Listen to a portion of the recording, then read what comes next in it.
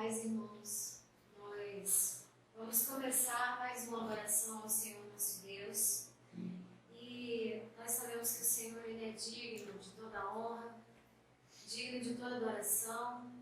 Nós estamos vivendo um momento difícil, né? Todo mundo está passando por um momento de pausa, né? Todas as pessoas estão em casa, estão detidas de certa forma, e a medicina ela está de todas as formas tentando buscar uma cura, mas nós sabemos que ninguém é como o nosso Deus. Nosso Deus ele é acima de todas as coisas, ele está acima de todas as coisas, ele é o médico dos médicos, ele é o Rei dos reis, o Senhor dos senhores, e ele pode fazer grandes coisas acontecerem, né, na nossa cidade, no nosso estado, na nossa nação. Ele pode fazer grandes coisas acontecerem no mundo, porque o mundo está nas mãos do Senhor nosso Deus. Vamos louvar nesta hora. Você louve juntamente conosco, amém? Não assista esse vídeo, mas louve ao Senhor, adore ao Senhor, porque foi para isso que Ele te chamou. Louvemos ao Senhor Jesus.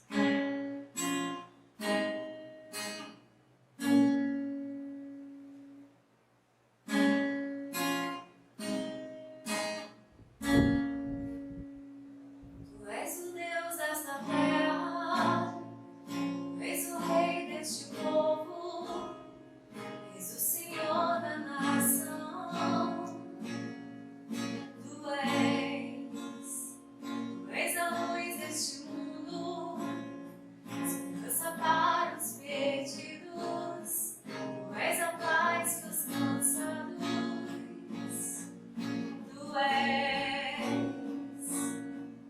Ninguém é como o nosso Deus. Ninguém é como o nosso Deus.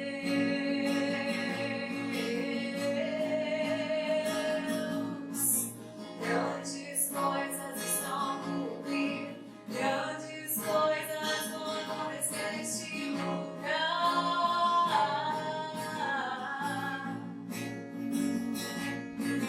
Grandes coisas estão por vir, grandes coisas vão acontecer aqui.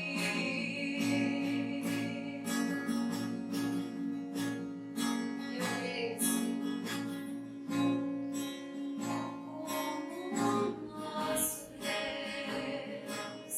Ninguém é como o nosso Deus.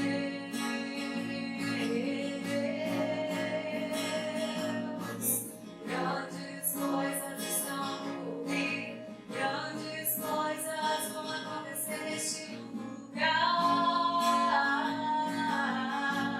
Eu creio. Grandes coisas estão por vir, grandes coisas vão acontecer neste lugar. Eu te creio agora. Grandes coisas estão por vir, grandes coisas vão acontecer aqui.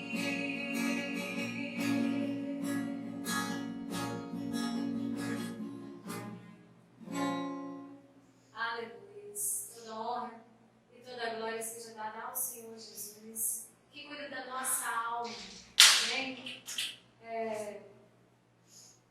Num momento tão difícil, muitas vezes da nossa alma, né, nós temos acesso às redes sociais e as pessoas mandam áudios, mandam vídeos, né, e nós sabemos que nem todas as pessoas têm uma mente totalmente firmada, totalmente segura, e muitas vezes a sua fé é abalada, porque você ouve coisas e coisas, e muitas vezes fica difícil de você determinar a sua vitória e saber que o Senhor vai agir, mas eu quero que você, aí onde você está,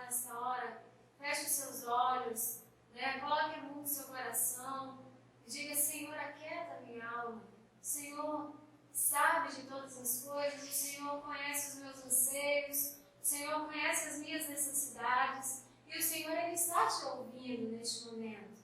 Amém? Você é a igreja do Senhor. Quando você abre a sua boca para louvar, aí onde você está, o Senhor, Ele ouve o seu clamor, Ele ouve o seu louvor e recebe. Então, faça o seu melhor para Deus nesta hora. Peça que Ele venha acalmar a tua alma, te dar refrigério nesta hora, através deste louvor.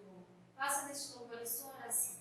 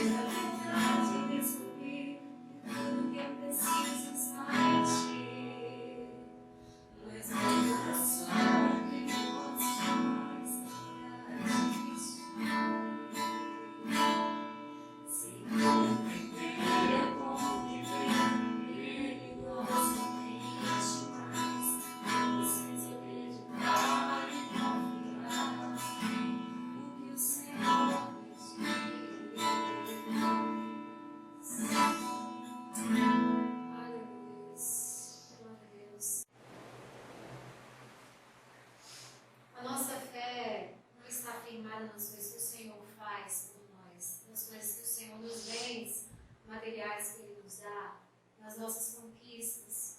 Nós adoramos ao Senhor pelo que Ele é. Ele é o Senhor das nossas vidas. Ele é digno de toda adoração. Se o Senhor fizer por nós, Ele é Deus. E se não fizer, a vontade dele é que prevalece. Ele continua sendo Deus. Louvemos ao Senhor.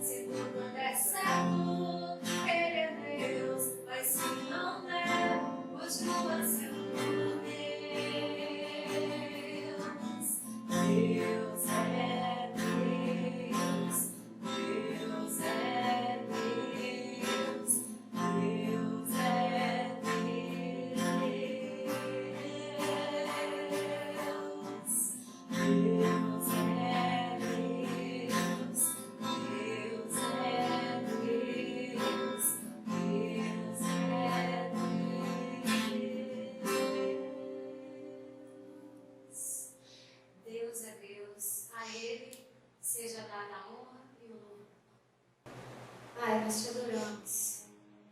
Nós te bendizemos, Pai, porque Tu és santo, porque Tu és digno de toda adoração, és motivo do nosso louvor. Meu Pai, é por isso que nós todos os dias, ó Deus, acordamos, ó Deus, porque o Senhor nos desperta, porque tens um propósito nas nossas vidas, e clamamos nesta hora, ó Deus, que o Senhor nos desperte para este propósito todos os dias. Senhor, que nós entendamos que o Senhor quer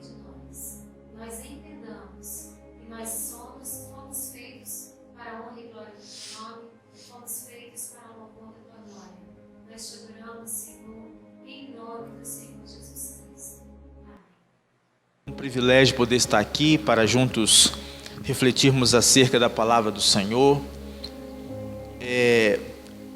Nesse tempo, o Senhor tem falado muito ao meu coração acerca da necessidade que temos de ter intimidade com o Senhor. Não que esse tempo está sendo o mais difícil, mas tempos difíceis é comum a todo ser humano. Mas o que nós temos que ter por prioridade? Buscar a face de Deus, esse Deus que sabe todas as coisas, que conhece o nosso amanhã, que sabe tudo que vai acontecer antes que comece a acontecer. Então, se nós buscarmos orientação nele, se buscarmos ter intimidade com o Senhor, isso vai nos ajudar, isso vai realmente nortear a nossa vida. Eu gostaria de meditar com os amados um pouquinho sobre intimidade. Antes, porém, vamos orar ao nosso Deus. Quero pedir que você feche os teus olhos aí onde estiver, ou leve o seu pensamento no altar do Senhor e ore comigo nesse momento. Pai, em nome de Jesus, oramos ao Senhor, agradecendo ao Senhor por tudo que o Senhor tem feito e por tudo que o Senhor fará. Ó Pai, reconhecemos que somos falhos, imperfeitos e somos, ó Pai, carentes do Senhor. Que o Senhor, ó Pai, nos ajude a sermos melhores a cada dia. Que o Senhor, ó Pai, nos dê condições de nos aproximarmos do Senhor e dia após dia, Senhor, possamos crescer na intimidade contigo. Que, ó Pai, a Tua graça nos abrace e que, ó Pai, tudo que façamos seja para louvor e honra do Teu santo nome. Assim nós oramos ao Senhor em nome de Jesus. Queridos, como falei, nós vamos refletir um pouco acerca do tema intimidade, precisamente o tema meu nível de intimidade com o Senhor. Nós sabemos que cada pessoa ela tem uma condição de forma ímpar, individual, singular, de buscar o Senhor, porque somos únicos e exclusivos, e como únicos e exclusivos que somos, nós, cada um vai ter então a sua oportunidade de ter essa intimidade com o Senhor. Cada pessoa vai buscar isso, vai se entregar, cada pessoa vai mergulhar nas profundezas da palavra, do entendimento, de ser guiado pelo Espírito. Isso é um dever de cada pessoa. Às vezes temos uma impressão ou uma ideia errada em que Deus ele parece ser como os pais humanos, e isso não é verdade. Deus é o Pai perfeito.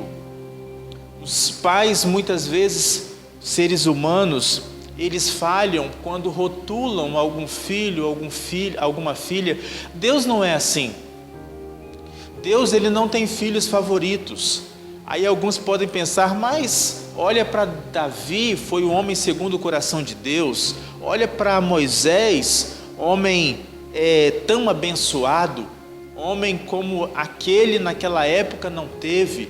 Gideão, Pedro, Paulo, João, chamado o discípulo a qual Jesus amava, e tantas pessoas que fizeram tantas coisas nas Escrituras, mas nenhuma delas, nem o próprio Davi, que era o homem segundo o coração de Deus, é mais amado do que você.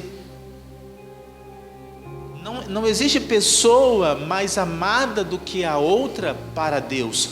Todos somos amados de forma igual. E Deus, ao longo do tempo, Ele vai ainda quebrando paradigma dos povos. Quando Deus chama Abraão, Deus faz uma aliança com Abraão, não porque Deus amava só Abraão e queria libertar Abraão, mas uma das promessas até que Deus faz para Abraão é que através dele seriam benditas todas as famílias da terra.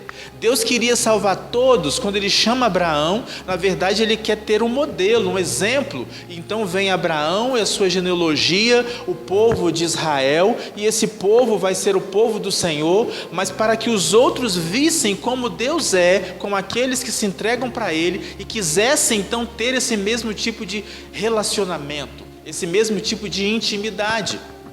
Em momento algum também Deus quer trazer ou causar ciúme nas outras nações, mas que fosse um reflexo do relacionamento dele com o povo dele, para que todos então desejassem ter tamanha comunhão.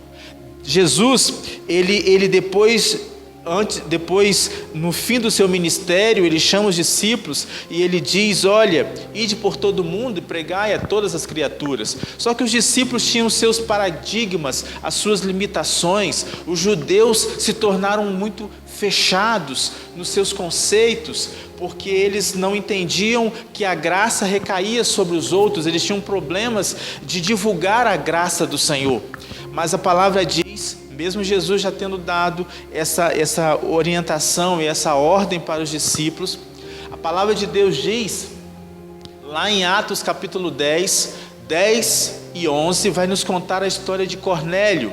Cornélio era um gentil e Cornélio era um homem temente ao Senhor, que fazia suas orações, que cuidava dos seus. E a palavra diz que certa vez Pedro estava orando, Pedro judeu, estava orando e então o Senhor se manifesta para ele e faz descer um animal que ele tinha como imundo e diz: mata e come. Pedro resiste, né? E por 3 vezes isso acontece e Pedro fica ali em crise ainda, querendo discernir o que estava acontecendo. Chegam uns homens, a voz do Senhor diz: vai chegar uns homens que vão levar você, vai com eles. E os homens chegaram, chamaram Pedro, e Pedro foi para a casa de Cornélio, e a casa de Cornélio era uma casa judia,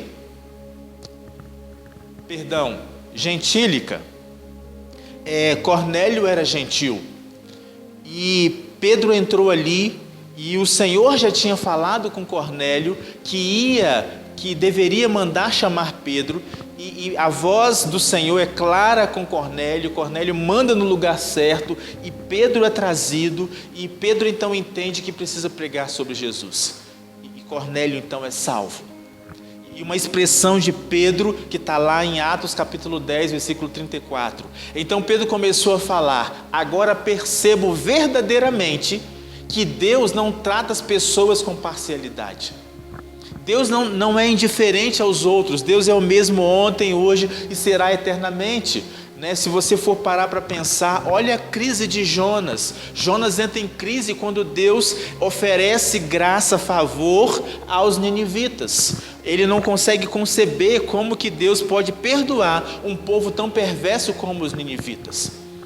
Mas Deus desde sempre foi assim. Lá no Éden, Deus foi até Caim e queria tratar de Caim. Deus sempre quis tratar os povos. Deus sempre quis viver uma comunhão com as pessoas. E nisso não há acepção.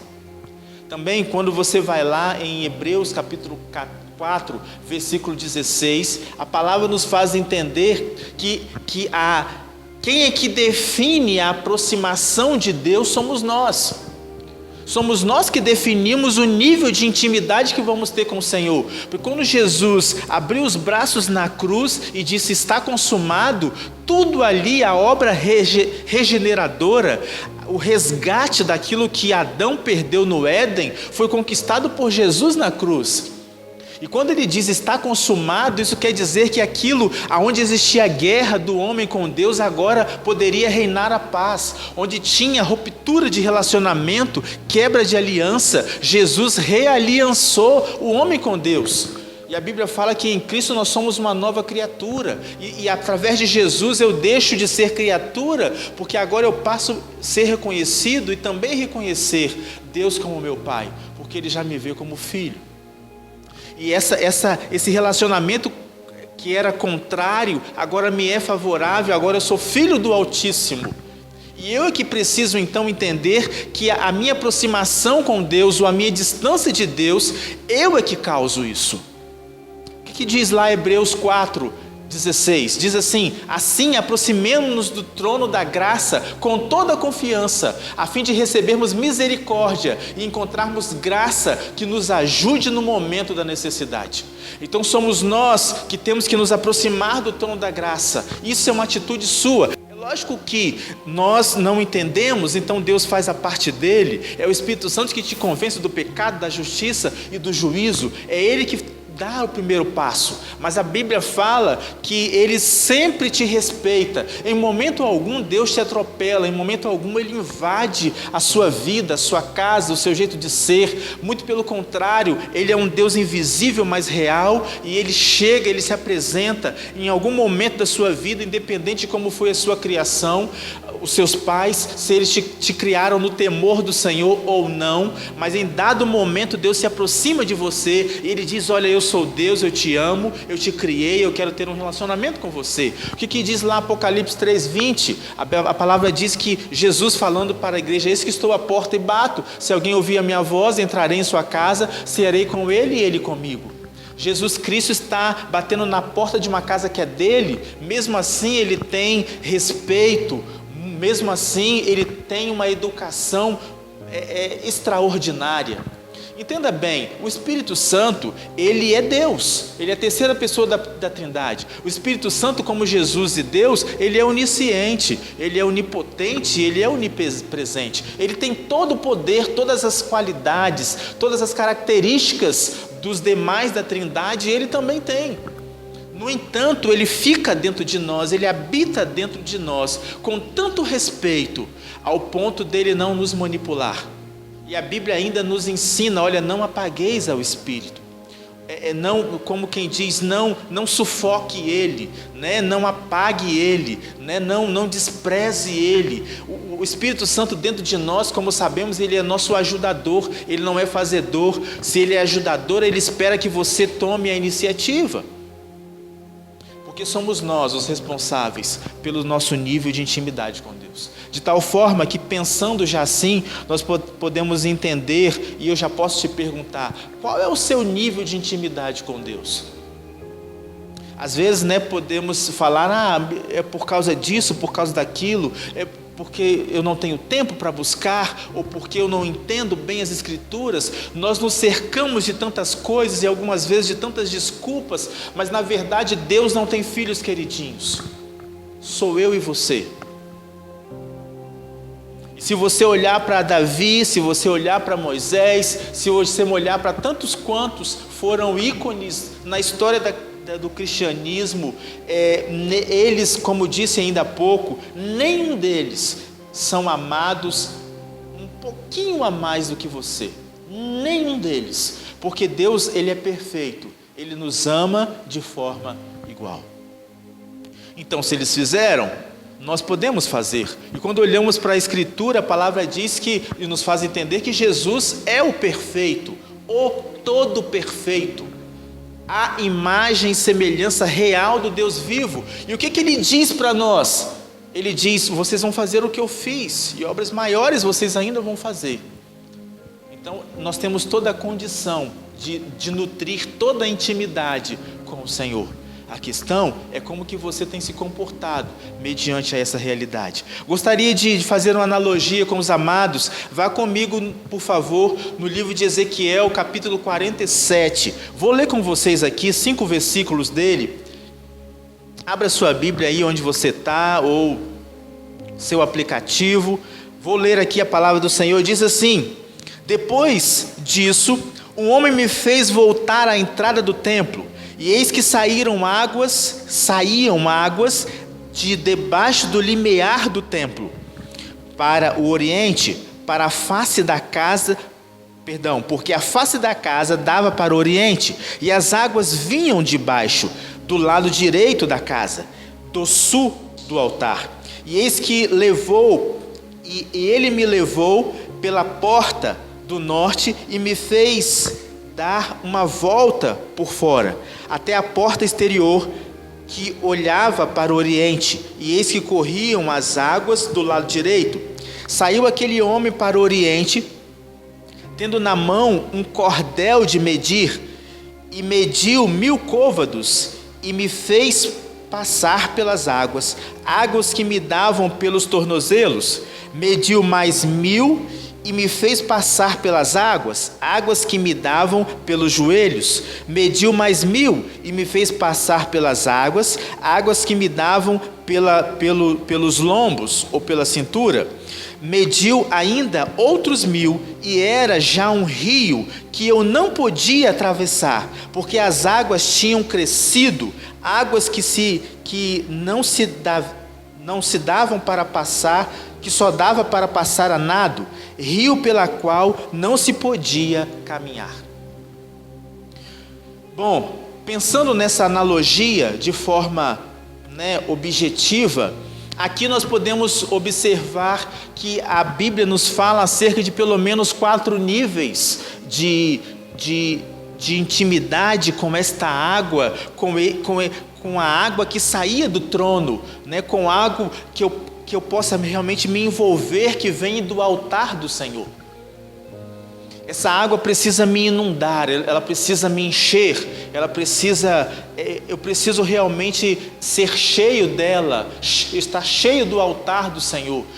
Agora, muitas vezes nós pensamos que isso depende do Senhor, isso depende do dom que Ele me deu, isso depende da minha chamada, independente de qual é o seu dom.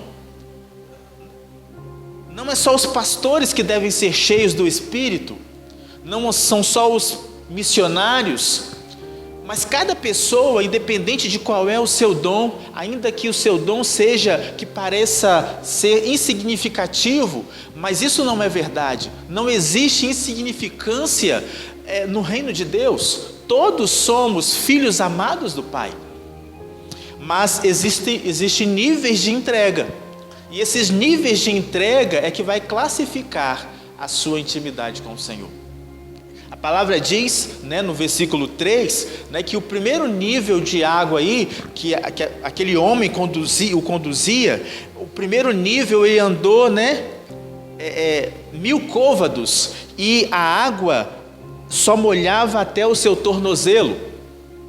E pensando nesta água que só molha ao tornozelo, nós podemos analisar e pensar que nível de intimidade, de envolvimento que nós temos com o trono do Senhor. Nós vamos ver aí que, por exemplo, achamos que Deus está apenas em uma área da nossa vida. Quando nós aceitamos a Jesus, às vezes nós não entendemos que Deus ele precisa inundar toda a nossa vida. E às vezes nós é que limitamos Ele. Água até o tornozelo só molha os meus pés. E algumas vezes nós achamos que a vida cristã é uma área da minha vida. Eu tenho a minha vida profissional, a minha vida conjugal, a minha vida com os meus parentes, a minha vida cristã, e eu penso que ser para Deus, viver para Deus é vir quarta-feira no culto, ou terça ou quinta, como é na sua igreja, não sei, e domingo de escola bíblica e domingo à noite. Então eu penso que estar na igreja é o meu tempo com Deus, é a minha vida com Deus. Mas na verdade viver para Deus é muito mais do que um momento, muito mais do que um dia, é uma entrega. Algumas vezes eu tenho um compromisso com esse Deus que me salvou, mas eu não quero deixar Ele ser o meu Senhor, porque ser o meu Senhor envolve toda a minha vida, e aí eu tenho algumas dificuldades. A expressão lá da parábola do semeador que jogou a semente, algumas sementes a Bíblia fala que caía à beira do caminho, e esses, as aves iam ali e comiam a semente, e na comparação, ele compara com aquelas pessoas que recebem a palavra com alegria, mas logo Satanás rouba o seu entendimento. Por quê? Porque só ficou por um momento a alegria. E se você for pensar no tamanho do seu corpo, o seu tornozelo é muito pouco. É quando você se envolve ou se permite só se envolver muito pouco com o Senhor. isso vai te fazer falta. Você não vai entender, né, a palavra do Senhor. As pessoas que só deixam se envolver pelo tornozelo, elas têm dificuldade de renunciar. Como renunciar aos prazeres desse mundo? Né? Como renunciar? As pessoas não conseguem renunciar, porque elas começam depois a entender, e há uma necessidade de entender, que o cristianismo é muito mais do que quarta e domingo.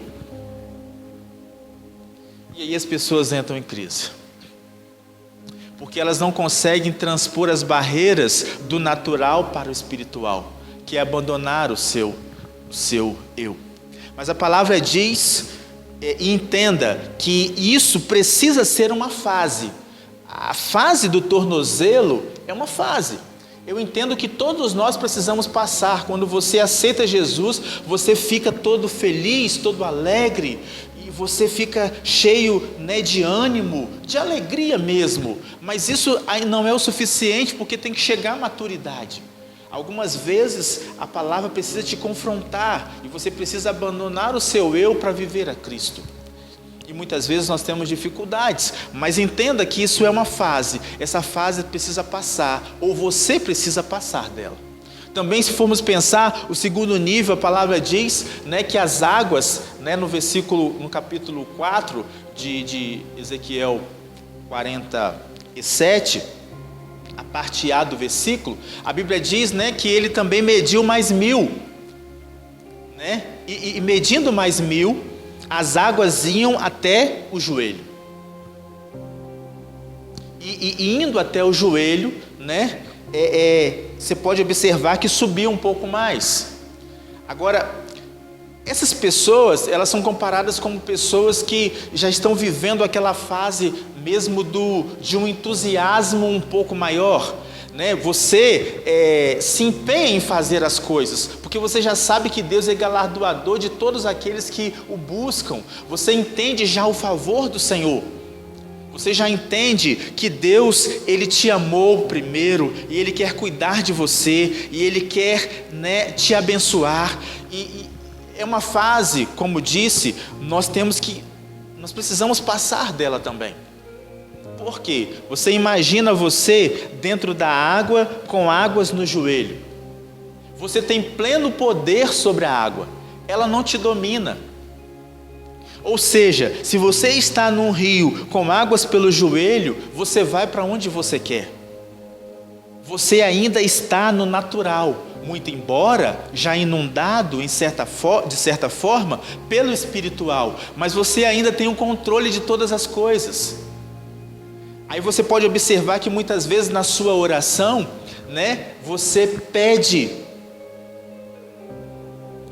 e a sua oração é mais pedir do que interceder.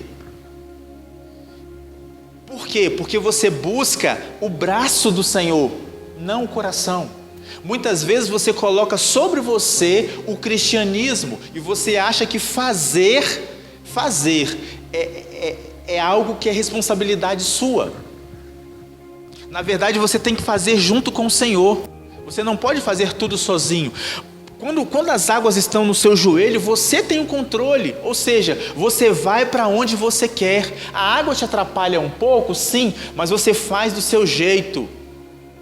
Esta é uma fase que você tem que vencer. Infelizmente, existem muitos cristãos que ficam nesta fase e que nunca saem desta fase. Entenda a distância, que primeiro ele andou 1000, né? E agora andou mais 1000, então ele já está a uma certa distância da margem. Então não é uma pessoa que não se envolveu, ela se envolveu, ela está envolvida. Mas qual o nível do seu envolvimento? Talvez você já caminhou, você já sabe muita coisa, né? E Deus já te tomou de certa forma, mas não ao ponto de mexer com a sua estrutura. Você tem todo o poder, quem manda ainda é você.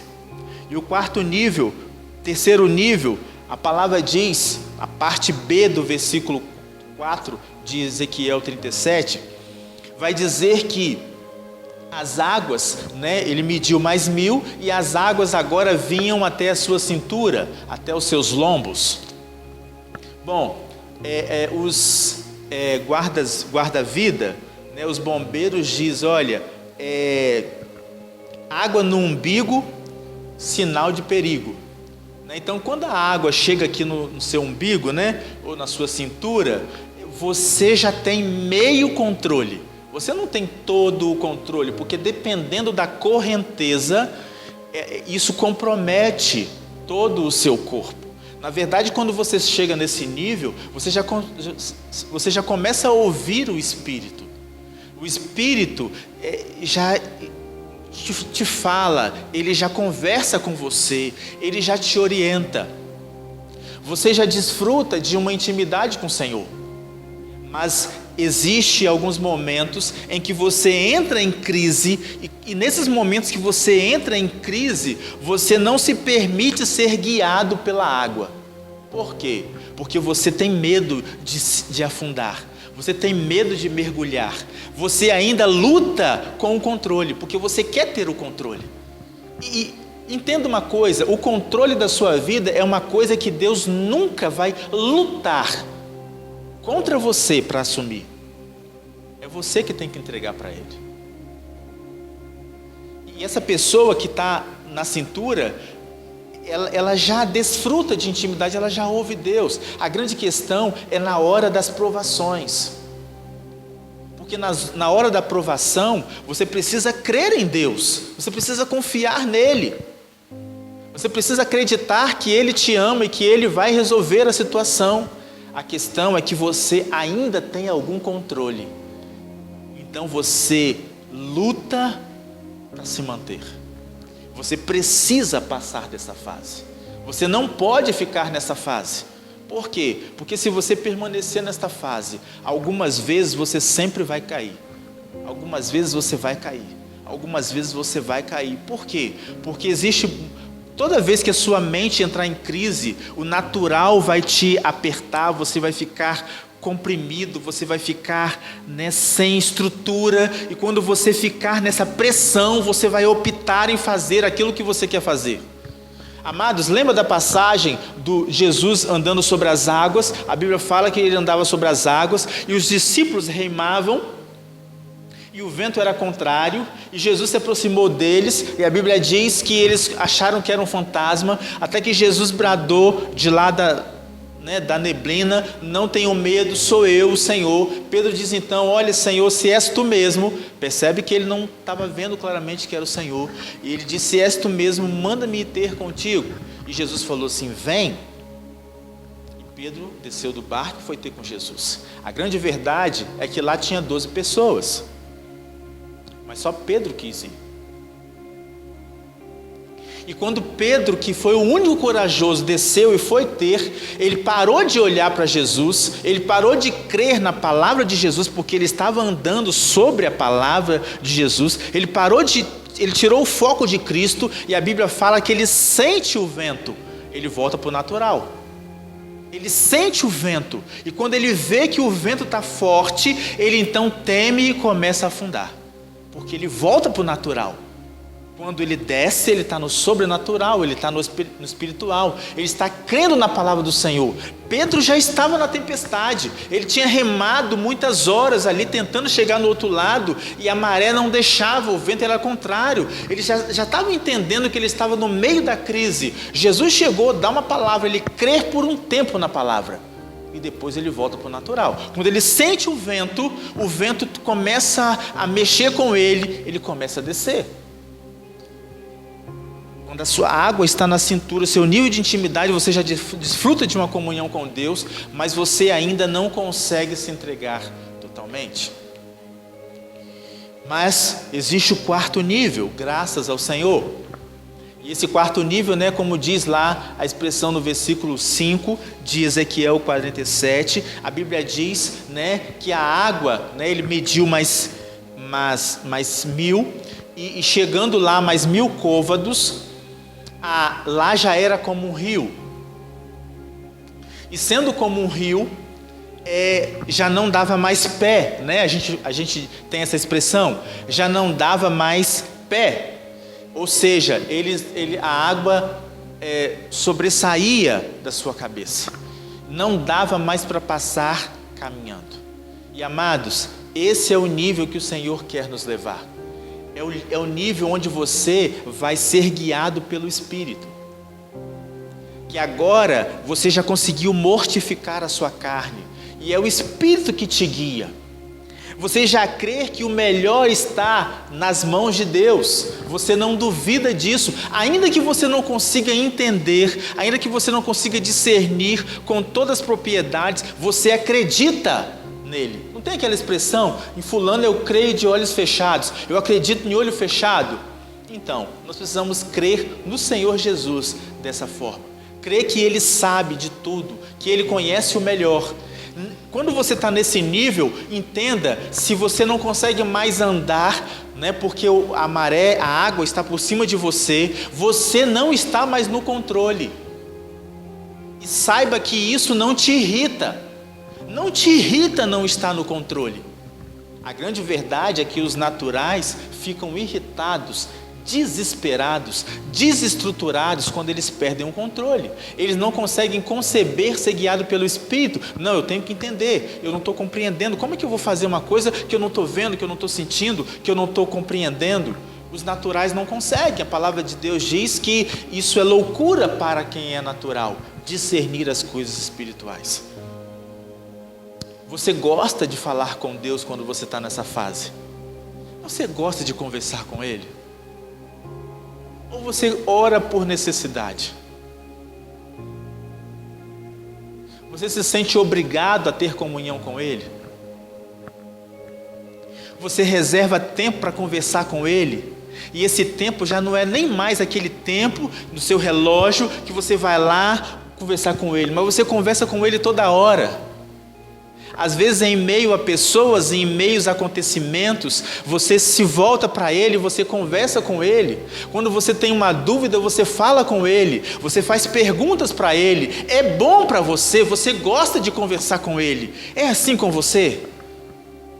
Não é um enfado, não é uma dificuldade.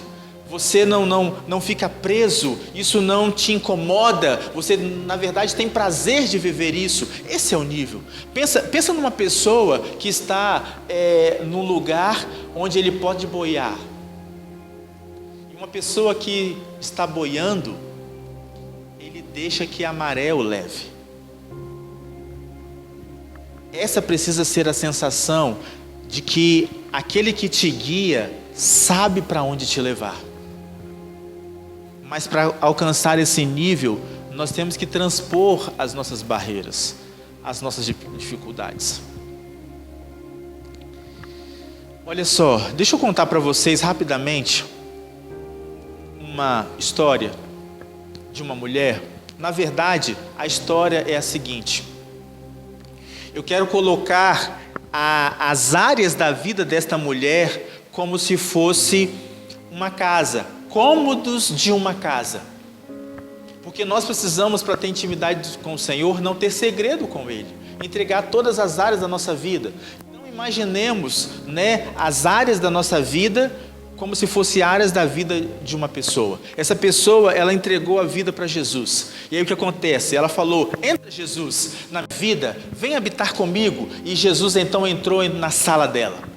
Jesus ficou ali, ela falou: olha, Jesus, pode ficar à vontade, mexe aqui na televisão, na antena, pode olhar aqui as fotos, fica aqui na sala. E sala é o quê? Sala é o lugar de visita. Sala na nossa vida é o lugar que as pessoas que nós não temos intimidade fica.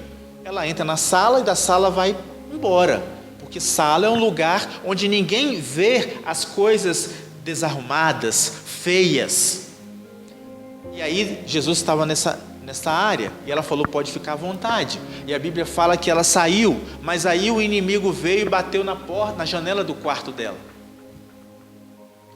E ela foi atender. Quando ela foi atender na porta do quarto, o que isso significava? Problema conjugal. Marido estava traindo, esposa estava traindo, problemas de relacionamento, desentendimento. E a história diz que essa mulher veio à porta da sala, para o quarto, e falou: Jesus, o inimigo está aqui, vem aqui me ajudar.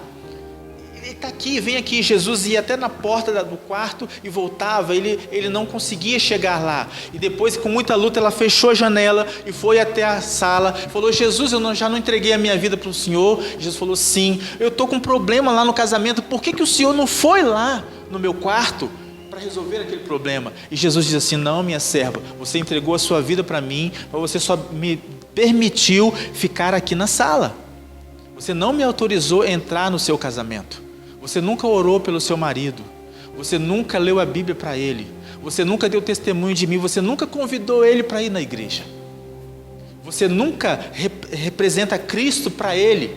Ela falou: então entra no meu casamento, entra na minha vida, entra no meu quarto, fica à vontade, me ensina. E Jesus ficava na sala e no quarto, na sala e no quarto. Mas no outro dia o inimigo voltou, ele bateu na janela dos filhos.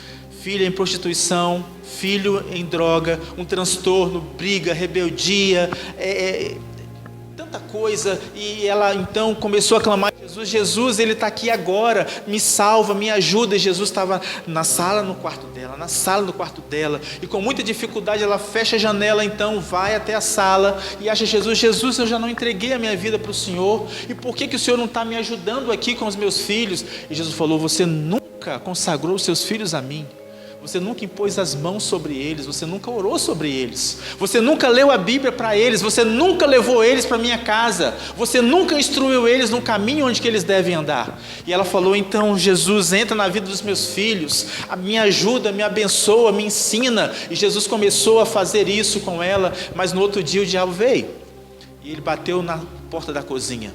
Problema financeiro, porque lá é que fica o mantimento. Eram dívidas, cheques, problemas, dificuldades, agiota e tantas coisas da área financeira. E ela começou a clamar: Jesus, tem misericórdia, eu não sei o que fazer. E Jesus ficava na sala, no quarto dela, no quarto das crianças, e com muita luta ela conseguiu fechar as brechas e ir lá. Falou: Jesus, eu não estou entendendo, eu já me entreguei para o Senhor, e por que essas coisas estão acontecendo comigo? A minha vida financeira está um caos, eu tenho que desfazer das coisas para poder sanar as dívidas. E Jesus falou assim: minha filha, você nunca consagrou a sua vida material nas minhas mãos.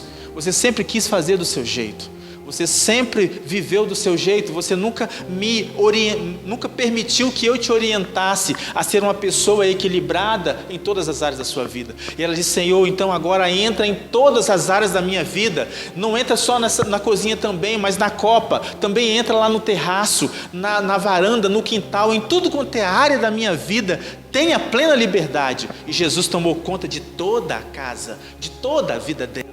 E a história diz que no outro dia o diabo voltou, lá em cima, no terraço. Mas agora não foi mais aquela mulher que foi abrir a porta. Agora quem foi abrir a porta foi o novo dono. Quem foi abrir a porta foi Jesus. E quando ele abriu a porta, Satanás queria invadir. Mas quando ele viu que era Jesus o novo dono, ele ficou calado, emudecido, e bateu em retirada, e nunca mais pôde entrar naquela vida. Se você quer de fato viver uma vida na presença do Senhor, você precisa se entregar a uma pura intimidade com Ele. Você não pode ter reservas, porque às vezes nós somos muito bons na igreja, nós cantamos, pregamos, evangelizamos, damos boas palavras, representamos um bonito papel, mas no trabalho como é que você é? O Senhor precisa estar lá, você precisa ser luz naquele lugar, com os seus vizinhos como que você é, com os seus filhos, com os seus parentes, nas suas finanças, em todas as áreas da sua vida, o seu emocional, o seu caráter, aonde você anda, o que você tem, o que você é. Quem é você? Qual o nível de intimidade que você tem com Deus? Tudo isso depende de você. Pare de se esconder, pare de jogar a culpa em alguém, pare de disfarçar a sua corrida contra o Senhor, porque Ele já fez todas as coisas. E Ele ainda continua a porta batendo: eis que estou à porta e bato, se alguém abrir eu vou entrar, vou ceiar com Ele, Ele comigo, ou seja, vou ter relacionamento íntimo com você, porque a Bíblia nos faz entender que comer junto é ter relacionamento, é comungar. Por isso que a expressão maior de intimidade, onde eu faço parte do corpo de Cristo, é comendo da ceia. É onde ele se reparte. Ele reparte de si para comigo. E ele quer ter esse relacionamento com você, mas ele te respeita. Então ele não tem mais intimidade com você porque você não tem permitido. É você que não tem permitido. Porque talvez você tenha vergonha. E por que você tem vergonha de coisas que você faz, sendo que ele já sabe de todas as coisas? Acaso você não quer deixar de fazer?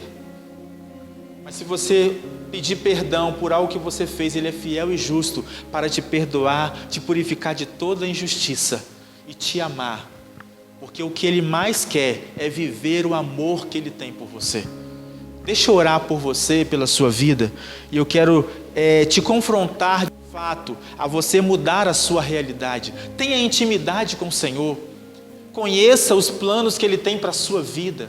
Você é uma pessoa em que ele entregou esta geração. Esta geração depende dos propósitos que ele confiou a você, porque ele sabia que você estaria aqui nesta data, nesses tempos, para ter a relevância necessária para realmente ser bênção na vida dessa sociedade. E você precisa se resolver. Você precisa se encontrar nele.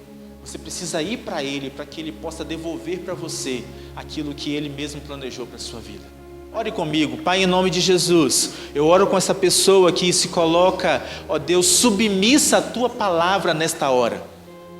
Que, ó Pai, apesar de ser um vídeo, apesar de ser pelo computador, pela televisão, apesar de não ser no mesmo dia, não sei, na mesma hora, não importa, mas ela entende que essa palavra não é minha, é sua, e porque é sua, ela é viva e eficaz, e ela quebranta o nosso ser, ela impacta o nosso coração, ela nos confronta com a tua verdade, porque a tua palavra, Senhor, ela penetra até o ponto de dividir alma e espírito juntas e medulas, ela é capaz de discernir as intenções dos nossos corações. Ó Pai amado, que essa pessoa que ora comigo, que em nome de Jesus, ela tome, Senhor, ó Deus, uma decisão na sua vida, de ser mais íntima do Senhor, de buscar a tua face, e que, ó Pai, ela possa realmente desejar ter uma íntima comunhão contigo, porque isso não depende mais do Senhor. O Senhor já disse que tudo está pronto, tudo está consumado, e agora só depende de mim e só depende dessa pessoa que ora comigo.